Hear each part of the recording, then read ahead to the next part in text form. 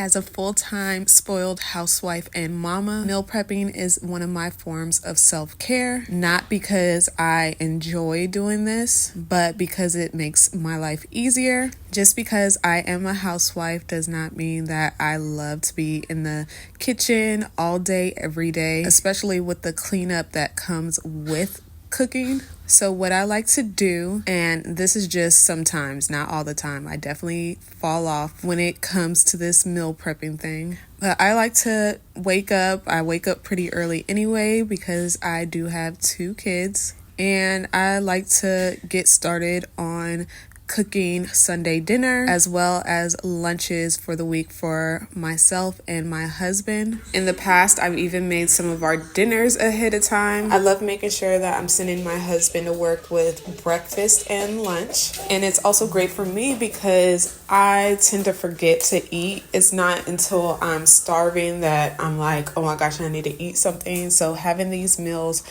prepped and ready to go make my life so much easier. So what you see here is everything that I prepped for breakfast for myself. My husband doesn't like reheating eggs, so I just wake up and I make his breakfast fresh.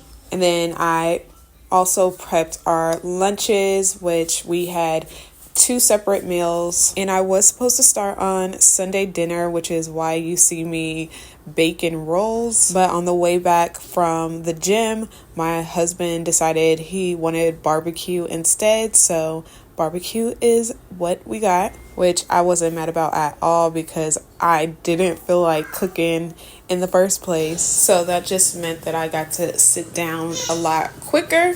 Meal prepping all this food is actually not that bad. You just have to have a plan, which I did not have a plan. I knew what I wanted to cook for this week, but I also needed like a plan of like what steps I would take to make sure that I could accomplish this as fast as possible. So right before I started cooking, I quickly wrote down the menu and jumped right in. The cleanup was actually not bad. Most of this was trash. Self-care can look different for everybody, and this is just one way that I practice self-care. In the end, it's always worth it.